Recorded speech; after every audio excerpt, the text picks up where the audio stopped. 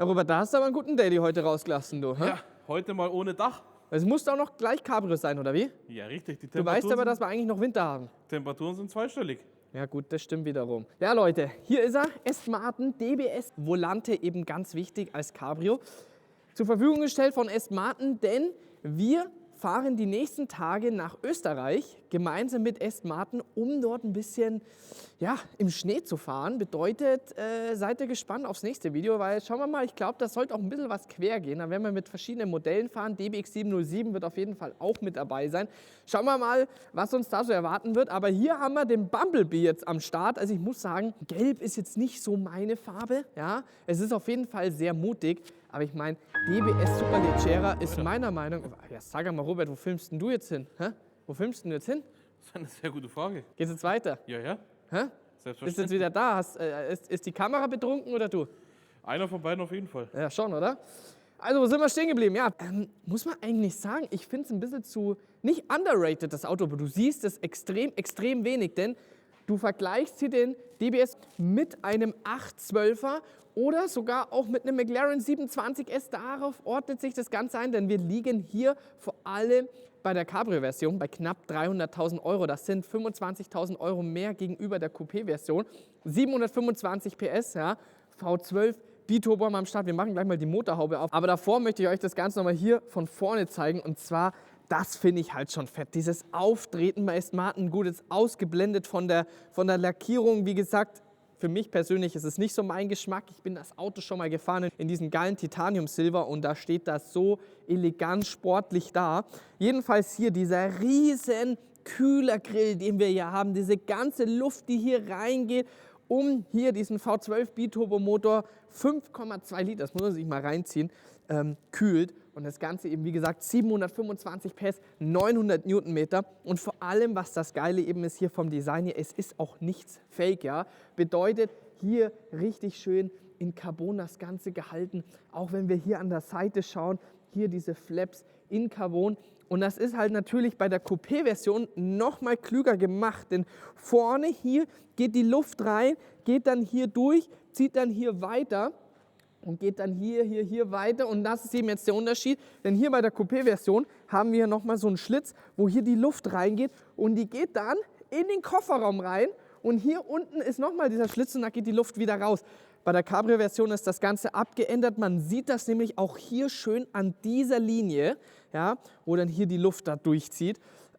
Aber auch jedenfalls vom Design her nochmal, auch von vorne, wie schön das hier gehalten ist. Hier mit dem ganzen Carbon-Paket, was wir hier haben, die Scheinwerfer. Und ich würde jetzt mal sagen, komm, wir machen jetzt mal kurz die Motorhaube auf, weil ich finde, das sieht halt schon echt geil aus.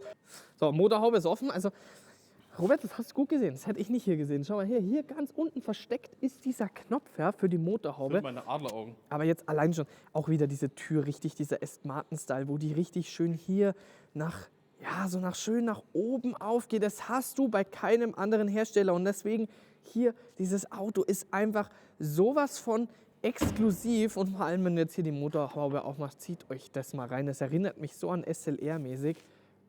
V12 Biturbo-Motor ist hier am Start, 5,2 Liter. Und vor allem hier, die komplette Motorhaube ist aus Kohlefaser. Das ist halt schon krass, weil man muss mal überlegen, gewichtstechnisch, wo ist er denn jetzt, der Hier, Robert? hinter dir. Da bist du, hast dich schon wieder versteckt, oder was? Gewichtstechnisch sind wir hier bei 1,9 Tonnen. Ich glaube, das sind, warte,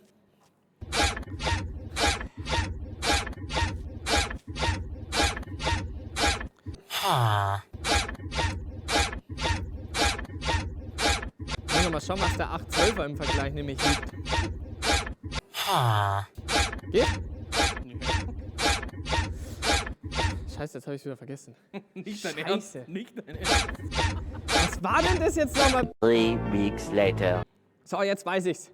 Also, Coupé-Version ist nämlich 170 Kilo leichter gegenüber Cabrio-Version. Und ich meine, 1,9 Tonnen ist immer noch extrem, extrem schwer, wenn wir das nämlich mit der Konkurrenz vergleichen. Ich meine, wir reden ja wirklich eigentlich hier von einem Supercar, ja, über 700 PS und du bist beim 812er GTS, bist du bei knapp 1,7 Tonnen, ja, also natürlich schon ein gutes Stück leichter. Getriebemäßig 8-Gang Automatik-Wandlergetriebe. So, machen wir hier schön vorsichtig wieder zu. Muss man auf beiden Seiten. Ja, ja, genau. Das ist natürlich ganz klar. Sehr gut mitgedacht, Robert. Da siehst Was du. ich ja auch immer wieder geil finde, ist hier, und zwar hier das Aston Martin-Logo. Wenn du da drüber gehst, das ist einfach diese Qualität. Und da kommen wir nämlich gleich zum Innenraum, Leute. Diese Qualität, diese Verarbeitung bei Aston Martin ist sowas von heftig. Keramikbremse 410 mm vorne, 360 mm hinten. Also auch richtig schön. Das verzögert, Robert. Was Da für kannst du mal heute in die Bremsen reinsteigen. Ja, da oder? hake ich schon mal richtig rein. Oder kennst du es überhaupt, wie man bremst? Oder ist bei dir nur rechts das Pedal? Ja gut, wer bremst, verliert, habe ich mal gehört. Ja gut, das stimmt auch wiederum. So, und jetzt schauen wir uns mal den Innenraum an. Und da finde ich, da kommt richtig Aston Martin raus. Diese Qualität, diese Verarbeitung hier, wenn wir schauen, und das finde ich richtig sexy gehalten. Diese gelben Nähte hier, diese gelben Linien. Dann hier schön alles in Carbon gehalten. Der Sitz, zieht euch das mal rein, diese Steppungen, diese Nähte. Das sieht einfach unfassbar aus. Da Mittelkonsole. Und dieses Leder, diese Verarbeitung, das findest du halt wirklich bei eigentlich so gut wie keinem Hersteller. Einfach diese Sportlichkeit und Elegantheit, das verbindet hier wirklich Aston Martin zusammen. Was ich auch gerade sehe, das ist halt natürlich auch geil. Komplett alles in Carbon. Und da siehst du jetzt auch langsam, wo dieser Preis herkommt. Weil ich meine ganz ehrlich, Leute, das ist halt die Frage. Nimmst du einen 812er, ja, wo du bei 280.000 bist, ja, Euro, oder nimmst du hier so einen Aston Martin, den du extrem selten siehst und bist aber hier bei um die 300.000, also nochmal einen Ticken teurer dran. Robert, weißt du, was ich sagen würde? Wir schauen uns jetzt noch kurz das Heck an, weil das finde ich hier auch schön dezent gehalten. Dieser Heckspoiler hier und vor allem hier dieser komplette Diffusor aus Carbon. Einziger Nachteil ist Kofferraum, da ist so gut wie gar kein Platz, aber hier. Und da, Robert, würde ich jetzt sagen, du bleibst jetzt hier hinten stehen. Ich schmeiße jetzt den schönen DBS Volante mal an. Wir machen einen kleinen Soundcheck und dann steigen wir ein und dann fahren wir los, oder? Dann fahre ich los. Aber wir fahren zu, Das weil das überlege ich ist mir mir noch. zu kalt. Du hast doch deinen Helm Oder an. wärmst du mich wieder? Ja, ich wärme dich und du hast deinen Helm an. Nee, wir fahren trotzdem zu. Also Soundcheck machen wir, Leute, und dann gibt's Jalla Abfahrt.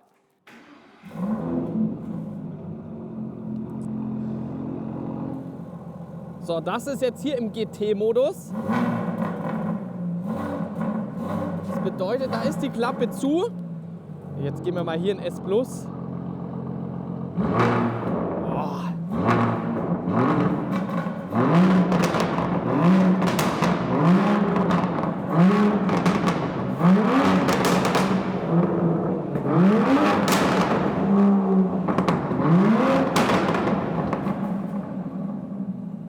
Two very boring minutes later. So, jetzt sind wir fertig mit dem Mittagessen. Jetzt filmen wir sogar mal hier mal einfach ganz klassisch mit dem iPhone. Sag mal, das ist richtig scharf, Robert. Geil, oder? Und Steht mir sogar. Robert fährt. Fliegt sich Aber mal wir haben uns darauf geeinigt, dass, alles im Rahmen bleibt. dass das Dach zu bleibt. Ja, das auch. Was Ja. steht denn das Volante eigentlich? Ja, eben für Cabrio. Und wir haben uns jetzt darauf geeinigt, eben, dass das Dach zu bleibt. Und dafür Ja. darfst du jetzt halt fahren. Ich bin noch im GT-Modus. Sollen wir das mal ändern? Und da siehst du auch mal, wie ganz entspannt es ist. Wir Voll. fahren jetzt nämlich sowieso hier auf die Autobahn. Also du darfst doch gerne mal schon mal in S gehen. So, es geht jetzt auf die Autobahn. Ja, jetzt Was ist noch übrigens ein bisschen auch viel echt los. gut ist, Ja. ist hier, ich lang dir mal richtig schönes Ja, ja. Lenkrad rein, hier oben in Carbon und Und? auch hier die Schaltpedals. Jetzt bin ich im 8, das ist ja Robert, fürchterlich. meinst du hast es unter Kontrolle? Hoffen wir es. Boah, Das ist Ding geil. schiebt nämlich echt gut vorwärts, ja. 725 PS und das schiebt schon echt gut vorwärts. Ja komm, jetzt geh mal in S+. Nee, das ist das Telefon. S Willst du Plus? jetzt telefonieren oder Nee, was? eigentlich nicht. Ja, was du jetzt halt merkst, hörst du das vorne? Ja, Das sind das- Lautsprecher. Aber warum? Das Ding ist ja eigentlich echt Ja, laut. voll. Boah, das klingt aber Du ganz hörst von unangenehm. vorne kommen die Lautsprecher. Aber Robert, wie man das Lenkrad hält, müssen wir leider noch üben. Ne? So, Ja, fast. Mach mal richtig Babbo-mäßig. so. Ach, baumäßig, so. Ja, ja, genau. Habibi. Hau doch gleich mal runter. Ja, also ich muss sagen, S Plus ist nicht so mein Ding. S ist eigentlich perfekt. Er klingt geil und die Lautsprecher sind aus. Echt? Ja, meine machen auch schon. Ja, stimmt. Weniger. Ja, also so wie davor auf jeden Fall nicht. Das hier, Leute, das kennen wir ja. Infotainment ist 1:1 von Mercedes. Das ist hier noch bei den älteren Modellen. Ist halt mittlerweile, ja, kann man sagen, jetzt in die Jahre gekommen oder so. Aber ich meine, ganz ehrlich, Leute, wir haben da vorne den schönen 12-Zylinder Biturbomotor mit 725 PS. Solange wir das noch haben, können wir das andere echt so stehen lassen, sag ich mal. Das stimmt, ja, das stimmt. Und auch hier schön in Carbon alles gehalten. Also es ist alles clean übersichtlich. Oh, richtig freie Fahrt. Und jetzt drücken wir mal durch. Boah. Da hat richtig das ESP reingeregelt. Da merkst du halt einfach 12-Zylinder-Power und wie das Ding durchschiebt. Was haben wir denn da drauf jetzt? Ja, Ich jetzt seh sind wir leider so bei nichts. 220, 230. Wie geht's dir denn als Beifahrer? Fahren wir Ist doch gut, mal. aber es ist eigentlich echt entspannt. Ja? Also für das, dass du auch jetzt in S Plus gefahren bist, was du aber merkst, du hörst deutlich, also vorne kommen Lautsprecher. Ja, aber irgendwie ganz komisch. Also nicht so, dass es zusammenfügt und sich schön anhört, sondern Aber er geht schon richtig gut. ja, voll. Also Also klar, natürlich, wir haben über 700 PS am Start. Das wäre Ja. jetzt komisch, wenn er nicht so marschieren würde. Richtig Aber du gut. merkst halt richtig diese V12 Power, wie der halt richtig durchschiebt. boah, hörst du das hinten? Klanglich ist schon geil. Aber vorne ist halt lautsprechermäßig jetzt halt. Was ist, wenn du in S gehst? Nochmal, da glaube ich, war das nicht so. In S ist er jetzt halt nicht so penetrant vorne. Schreibt man nochmal runter. Okay, Ja, er dann- knallt trotzdem hinten raus, ne? Ja.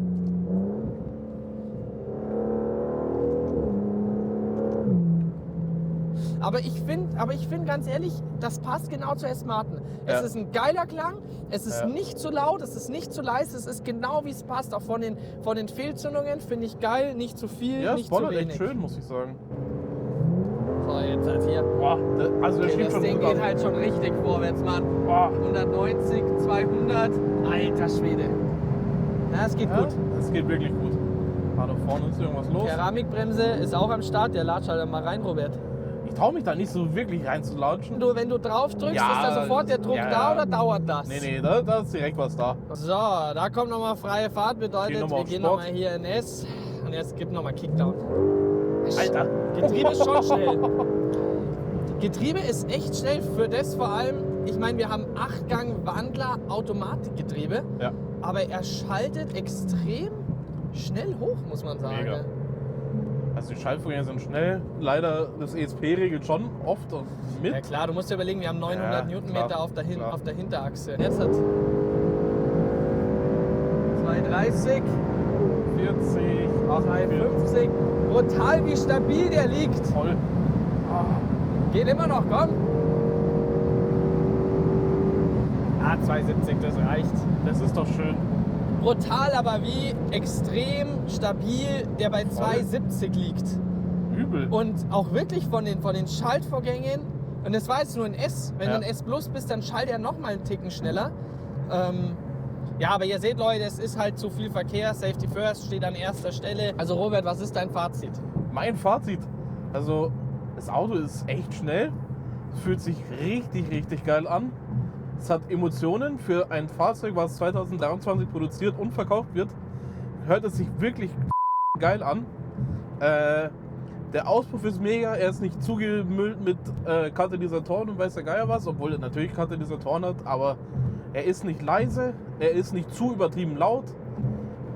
Er fährt sich schön. Also was du natürlich merkst, ist, wenn wir jetzt das Auto mit dem 812 Superfast vergleichen Ja, oder ja. mit dem Aventador, und darauf musst du ja das Auto ja vergleichen. Ja. Du kannst es aber nicht vergleichen. Es sind Nee, komplett null. unterschiedliche Fahrzeuge. Es ist halt wirklich Geschmackssache, was man halt haben möchte. Du merkst halt, hier ist halt wirklich ein geiler Allrounder. Du hast Voll. richtig Leistung am Start, du hast Platz, ja. Hinten im Kofferraum, naja, geht so. Ja, aber das Hier- ist nur dem Cabrio Ja, geschuldet. auch, aber ich meine, weißt du, 812er, das Ding schreit, das ist ein Ferrari, das ist ein Sauger. Und hier ist es halt deutlich entspannt und du hast trotzdem genauso die Power am Start. Er ist ein Ticken langsamer, aber ich glaube, so viel Ja, nimmt sich das nee, Ganze nee. gar nicht. Und vor allem musst du halt überlegen, es ist halt hier, du siehst das Auto halt extrem selten. Und jetzt finde ich, das ist der Faktor, was das Auto so geil einfach macht, weil du Ja. ihn so wenig siehst. Aber klar, weil die Leute halt einfach sagen, bei dem Preis, ja, dann lege ich mir einen Ferrari oder einen Lamborghini zu. Aber ich glaube, wenn halt die Kunden, wenn halt die Leute so Voll. ein Auto einmal gefahren sind, ja, im Vergleich zum 812, Das macht ist schon halt gut das hier Spaß. halt einfach viel entspannter, ja. Voll. Ja, und von daher, Leute, wir fahren weiter nach Österreich und dann seid gespannt aufs nächste Video, weil, schauen wir mal, vielleicht wird der Robert da ein bisschen quer auch aufreißen. Schon wieder? Ach du Scheiße, womit Ja? hat er denn das verdient jetzt? Oder vielleicht fahre ich dann mal wieder. Das Schauen wir überlege mal. ich mir noch. Ja? Schauen Das wir überlegst du mal. dann. Ja, ja. Darfst du entscheiden, oder? Entscheidest Eben. du dann. Alles klar. Also, wir sind raus, Leute. Peace out. Bis zum nächsten Video wieder.